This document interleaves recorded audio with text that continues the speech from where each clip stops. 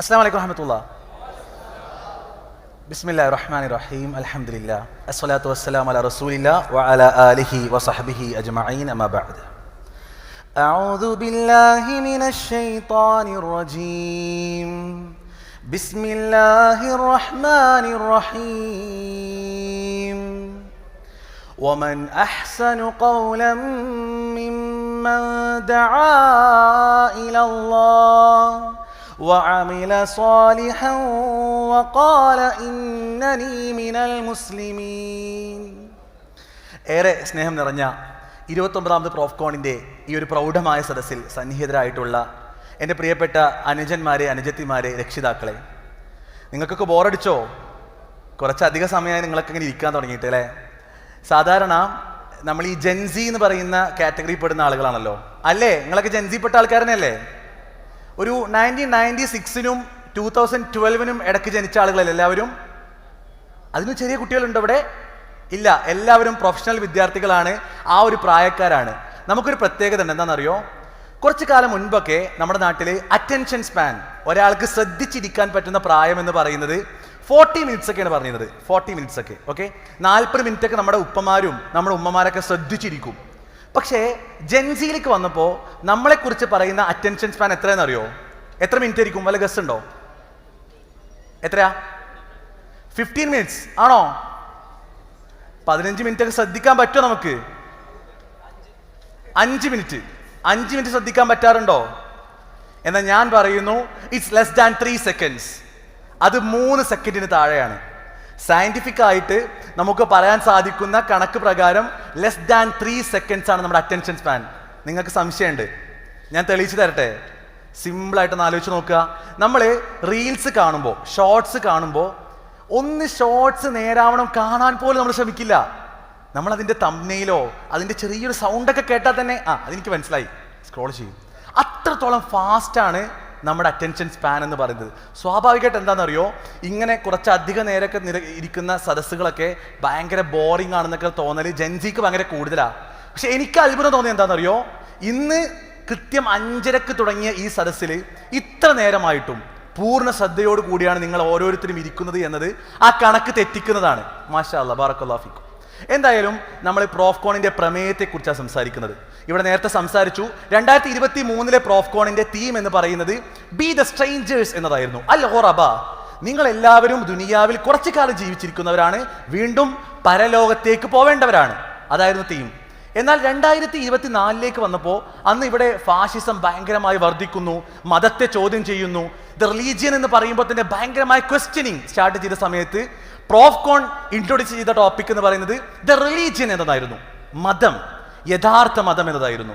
ഇത്തവണ 29ാമത് പ്രോഫ്കോൺ അതിന്റെ ചരിത്രത്തിൽ ആദ്യമായിട്ട് കേരളത്തിന് പുറത്തേക്ക് വരുമ്പോൾ പ്രോഫ്കോൺ എടുക്കുന്ന തീം ഏതാണ്? എന്തെങ്കിലും ഗസ് ഉണ്ടോ? എന്തെങ്കിലും ഗസ്? നിങ്ങൾക്ക് ഇവിടെ സ്ലൈഡിൽ കാണാൻ സാധിക്കും. Surviving a shaken world.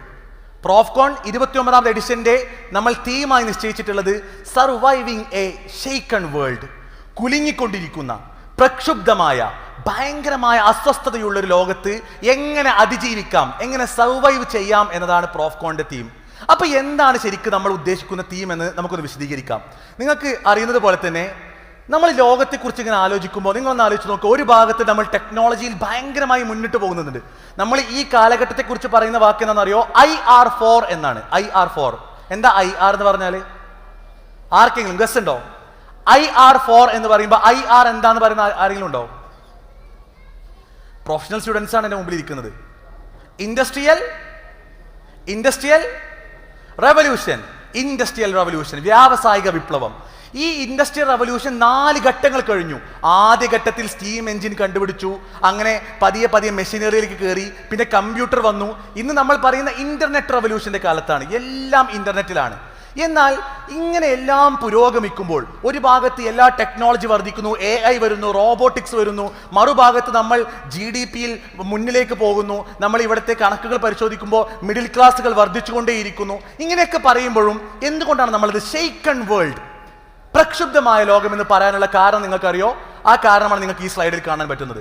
ഒരു ഭാഗത്ത് നമ്മൾ അറിയാതെ കണ്ടുപോകുന്ന കാര്യങ്ങൾ growth, literacy, tech, rankings, health എന്നൊക്കെ പറയുന്ന ആരോഗ്യത്തിൽ വർദ്ധിച്ചുകൊണ്ടിരിക്കുന്നു, നമ്മൾ ഇൻഫ്രാസ്ട്രക്ചറിൽ വർദ്ധിച്ചുകൊണ്ടിരിക്കുന്നു ഒക്കെ പറയുമ്പോഴും മറുഭാഗത്ത് മൊറാലിറ്റി, ധാർമ്മികത. കുട്ടികളെ നിങ്ങളൊന്ന് ആലോചിച്ച് നോക്കുക, നമ്മളൊക്കെ പോകുന്ന ക്യാമ്പസിൽ നിന്ന് അടിയും തല്ലൊക്കെ വല്ലാതെ വർദ്ധിച്ചു.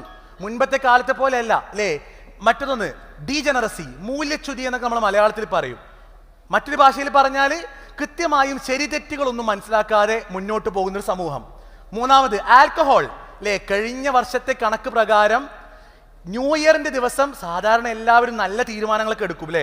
ജനുവരി 1 കഴിഞ്ഞാൽ ഈ വർഷം നന്നാവണം എന്നൊക്കെ തീരുമാനിക്കും. എന്നാൽ നമ്മുടെ നാട്ടിലെ കണക്ക് പ്രകാരം മദ്യത്തിന്റെ വിറ്റുവരവ്, ആൽക്കഹോളിന്റെ ഇൻകം, റവന്യൂ എന്ന് പറയുന്നത് കുത്തനെ കയറി, കോടികളാണ് വർദ്ധിച്ചത്. ഇനിയോ അടുത്ത് നോക്കി നോക്കുക നിങ്ങൾ, സിന്തറ്റിക് ഡ്രഗ്സ്, ഇന്ന് വരെ കേൾക്കാത്ത പേരുകൾ. ഒരുപക്ഷെ എൻ്റെ മുമ്പിലിരിക്കുന്ന മാതാപിതാക്കളൊന്നും അത്ര അറിയുന്നുണ്ടാവില്ല. ഇന്ന് പല പേരിലാണ് അറിയപ്പെടുന്നത്. മെത്ത്, MDMA, LSD, പല പേരിൽ അറിയപ്പെടുന്ന ഈ ഡ്രഗ്സ് ഒക്കെ ഇന്ന് നമ്മുടെ നാട്ടിൽ വളരെ കോമൺ ആയിക്കൊണ്ടിരിക്കുന്നു. ഇനി അടുത്തത് എന്താ? HIV, AIDS. ഒരു കാലത്തൊക്കെ നമ്മൾ എന്താ പറയുക പറയാറുള്ളത്, ഈ വ്യഭിചാരത്തിന്റെ ഭാഗമായിട്ട് അല്ലേ? കൃത്യമായി പറഞ്ഞാൽ ഒരു എക്സ്ട്രാ മാരിറ്റൽ അഫയേഴ്സിലേക്ക് അല്ലെങ്കിൽ പ്രോപ്പർ ആയിട്ടുള്ള സെക്ഷൽ റിലേഷൻഷിപ്പ് അല്ലെങ്കിൽ അവരിൽ വളരെ വ്യാപകമായി കാണുന്ന HIV പോലെയുള്ള എയ്ഡ്സിന്റെ കണക്കിലൊക്കെ നമ്മുടെ നാട് വല്ലാതെ കുത്തനെ വർദ്ധിച്ചിരിക്കുന്നു. ഇനിയോ അബോർഷൻ റേറ്റ്, നിങ്ങളൊന്ന് ആലോചിച്ച് നോക്കി നോക്കുക. ക്രൂരമായി സ്വന്തം ഗർഭിണിയായ ഗർഭസ്ഥ ശിശുവിനെ കൊല്ലാൻ തയ്യാറാവുന്ന ആളുകൾ ഇന്ന് നമ്മുടെ നാട്ടിൽ വർദ്ധിച്ചുകൊണ്ടിരിക്കുന്നു. ഇനിയോ pre extra marital affairs, sexual harassments, ഇതൊക്കെ കൂടുന്നുണ്ട്, ഇതൊക്കെ വർദ്ധിക്കുന്നുണ്ട്. അപ്പൊ ഞാൻ നേരത്തെ ചോദിക്കുന്ന ചോദ്യം, സർവൈവിങ് എ ഷെയ്ക്കൺ വേൾഡ് എന്ന് പറയുമ്പോൾ നമ്മൾ പറയുന്നത് ഒരു ഭാഗത്ത് നമ്മൾ ഈ പറഞ്ഞ എല്ലാ ഗ്രോത്തിനെയും ഡെവലപ്മെന്റിനെയും എല്ലാം അഡ്രസ് ചെയ്യുന്നുണ്ട്, while embracing the progress and development happening around and being A vital part of it. നമ്മൾ അതിൻ്റെ ഒക്കെ ഭാഗമാണ്. ക്യാമ്പസിൽ കഷ്ടപ്പെട്ട് പഠിച്ച് എഞ്ചിനീയറിങ്ങിനും മെഡിസിനും പ്രൊഫഷണൽ കോളേജിലേക്ക് എൻട്രൻസ് എഴുതിയെത്തിയ മക്കളാണ് നമ്മൾ കഷ്ടപ്പെട്ട് പഠിച്ചിട്ടുണ്ട്. പക്ഷേ അങ്ങനെയൊക്കെ നമ്മൾ ഈ ലോകത്തെക്കുറിച്ച് പറയുമ്പോഴും മറുഭാഗത്ത് ഈ പറഞ്ഞ ഒരു ഡീജനറസി, ഈ പറഞ്ഞ ഇമ്മൊറാലിറ്റിയിൽ നമ്മൾ ഒരിക്കലും കൂട്ടുനിൽക്കുന്നില്ല എന്നുള്ളതാണ്. We Muslims are not like others. നമ്മൾ മറ്റുള്ളവരെ പോലെയല്ല. എന്താണ് നമ്മുടെ പ്രത്യേകത? ഞാൻ വളരെ പെട്ടെന്ന് പറയാം. We have a code of life, morality based on religion, ethics based on its teachings, and that's our identity. നമ്മുടെ ഐഡന്റിറ്റി എന്ന് പറയുന്നത്, നമ്മൾ മുസ്ലിമാണ് എന്ന് പറയുമ്പോൾ, ക്യാമ്പസിലേക്ക് ഹിജാബ് ധരിച്ചൊരു പെൺകുട്ടി കടന്നു ചെല്ലുമ്പോൾ അവൾ കേവലം ഒരു മഫ്തയല്ല ധരിക്കുന്നത്, അവൾ കേവലം ഒരു ഹിജാബ് അല്ല ധരിക്കുന്നത്, മറിച്ച് ഇറ്റ്സ് അവർ ഐഡന്റിറ്റി. ഞാൻ പ്രഖ്യാപിക്കുന്നത് ഞാൻ മുസ്ലിമാണ് എന്നാണ്. ഞാൻ എൻ്റെ പ്രവാചകനെ പിൻപറ്റുന്ന, ഒരു മതത്തെ പിൻപറ്റുന്ന, കൃത്യമായി പറഞ്ഞാൽ എന്നെ സൃഷ്ടിച്ച സ്രഷ്ടാവിനെ പിൻപറ്റുന്ന ഒരു അടിമയാണെന്ന് പ്രഖ്യാപിക്കാൻ നമുക്ക് യാതൊരു മടിയുമില്ല എന്നുള്ളതാണ്. That's our identity. നമുക്കതിൽ യാതൊരു സംശയവുമില്ല. അഥവാ ദ ഐഡിയോളജി, ഇസ്ലാമിൻ്റെ മതപരമായ കാര്യങ്ങൾ, ഖുർആൻ, സുന്നത്തുകൾ, ഹദീസുകൾ, അതൊക്കെ ഉൾക്കൊള്ളുന്നതോടൊപ്പം തന്നെ ഐഡന്റിക്കലി നമ്മൾ മുസ്ലിംസ് ആണ്. നമ്മൾ കാഴ്ചയിലും നമ്മുടെ വേഷത്തിലും നമ്മുടെ സംസാരത്തിലും എല്ലാം നമ്മൾ മുസ്ലിംസ് ആണ്. ഇതാണ് നമ്മുടെ ഐഡന്റിറ്റി. എന്നാൽ സുഹൃത്തുക്കളെ, പുതിയ കാലത്ത് ഇങ്ങനെ ജീവിക്കാൻ വല്ലാത്ത ബുദ്ധിമുട്ടാണ്. നിങ്ങൾക്കൊരു ചെറിയ ക്ലിപ്പ് കാണാം. ആ വീഡിയോ എന്താണ് നിങ്ങളൊന്ന് കേട്ടതിന് ശേഷം നമുക്ക് ബാക്കി കണ്ടിന്യൂ ചെയ്യാം.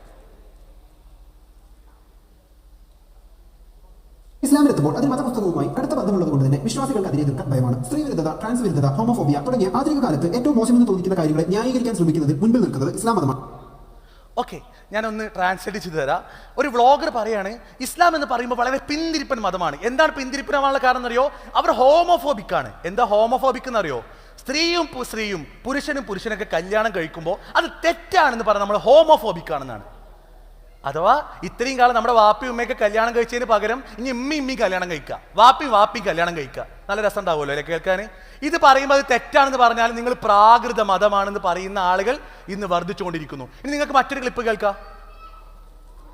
ഈ മതം എപ്പോഴും എന്നെ ശല്യപ്പെടുത്തിക്കൊണ്ടിരുന്നു. എനിക്ക് തലമുടി നീട്ടണം, എനിക്ക് പാട്ട് കേൾക്കണം, എനിക്ക് സിനിമ കാണണം. പ്രവാചകൻ ഓക്കെ, മതം എന്നെ എപ്പോഴും ശല്യപ്പെടുത്തിക്കൊണ്ടിരിക്കുന്നു. എന്താണെന്ന് അറിയോ മൂപ്പരെ ശല്യപ്പെടുത്തല്? സിനിമ കാണാൻ പറ്റൂല, പാട്ടിന് പോയി തുള്ളിച്ചാടാൻ പറ്റൂല, അതൊക്കെ ഭയങ്കര ശല്യാണ് എന്ന്. തോന്നിവാസം കാണിക്കുന്നതൊക്കെ നിർത്തണം എന്ന് പറയുമ്പോൾ അത് ശല്യാണെന്ന് പറയാം അല്ലെ? പുതിയ കാലത്ത് അങ്ങനെ കുറെ ടീമില്ലേ, നല്ല അടിയൊക്കെ കൊടുക്കുന്ന സമയത്ത് അടിക്കരുത് കിട്ടോ എന്ന് പറഞ്ഞാൽ ഇത് എൻ്റെ അവകാശമല്ലേ, മൈ ബോഡി അല്ലേ, മൈ റൈറ്റ് അല്ലേ എന്ന് ചോദിക്കുന്ന ആൾക്കാരുണ്ടല്ലോ. അതുപോലെ മതം എന്നെ ശല്യപ്പെടുത്തിക്കൊണ്ടിരിക്കുകയാണ്. ഇനി മറ്റൊരു ക്ലിപ്പ് നിങ്ങൾക്ക് കേൾക്കാം. ഓരോ മുസ്ലിമിനും ഒരു പൊട്ടൻഷ്യൽ ജിഹാദി ഉണ്ടെന്ന് എഴുതി വെച്ചിരിക്കുന്നു. യുക്തിവാദിയാണെന്ന് അവകാശപ്പെടുന്ന ഒരു സംഘപരിവാർ നേതാവ് ഒരു പൊട്ടൻഷ്യൽ ജിഹാദി ഉണ്ട് എന്ന് ഓരോ മുസ്ലിമിലും താലിബാനികൾ ഉണ്ട് എന്നൊക്കെ പറഞ്ഞ് കൃത്യമായ ആക്രോശനങ്ങൾ നമ്മുടെ നാട്ടിൽ സംഘ് പരിവാർ ഈ യുക്തിവാദി ടീമൊക്കെ നടത്തിക്കൊണ്ടിരിക്കുന്നുണ്ട്. ഇനി നിങ്ങൾക്ക് മറ്റൊരു ക്ലിപ്പ് കേൾക്കാം. ഈ ഇസ്ലാം എന്ന് പറയുന്ന ഈ തിയറി, ഈ വെളിപാട് സാഹിത്യം, ഇത് വെളിപാട് സാഹിത്യമാണ്, അത് യുക്തിരഹിതമാണ്, ശാസ്ത്രവിരുദ്ധമാണ്. വിതർന്ന വിഷം എത്രയാണ് മണം എന്ന് പറഞ്ഞ പൊട്ടത്തരത്തിന്റെ പേരിൽ പൊട്ടത്തരമാണ് ഇപ്പോഴും മനസ്സിലാകാത്ത സമൂഹം ജീവിക്കുമ്പോ. ഭയങ്കര ബുദ്ധിജീവികളാ. മതം എന്ന് പറയുന്ന പൊട്ടത്തരത്തിന്റെ പേരിൽ ഇപ്പോഴും ജീവിക്കുന്ന ആളുകൾ എന്ത് ജീവിതമാണെന്നൊക്കെ പറയുന്ന വലിയ ബുദ്ധിജീവികൾ ഇന്ന് ഓൺലൈൻ മീഡിയയിലൊക്കെ വർദ്ധിച്ചുകൊണ്ടേയിരിക്കുകയാണ്. ഞാൻ പറഞ്ഞു വരുന്നത്, നമ്മളെ സംബന്ധിച്ചിടത്തോളം ഷെയ്ക്കൺ വേൾഡ് എന്ന് പറയുമ്പോൾ ഈ പറഞ്ഞ പ്രക്ഷുബ്ധമായ കാലത്ത് ഒരു ഭാഗത്ത് എല്ലാ പ്രോഗ്രസും ഡെവലപ്മെന്റും പറയുമ്പോൾ മറുഭാഗത്ത് സ്വന്തമായി തെറ്റും ശരിയും തീരുമാനിക്കാൻ അറിയാതെ എല്ലാ വൃത്തികേടിലേക്ക് പോകുന്ന ഒരു സമൂഹത്തിന് മുൻപിൽ I am identically and ideologically a complete Muslim. ഞാൻ തുടക്കത്തിൽ ഓതി വെച്ച ആയത്ത് വമൻ അഹ്സനു ഖൗലൻ മിമ്മൻ ദആ ഇലല്ലാഹ് വഅമില സ്വാലിഹാ വഖാല ഇന്നനി മിനൽ മുസ്ലിമീൻ. വഅഖദ അൽഹംദുലില്ലാഹി റബ്ബിൽ ആലമീൻ. അസ്സലാമു അലൈക്കും വറഹ്മത്തുള്ളാഹി.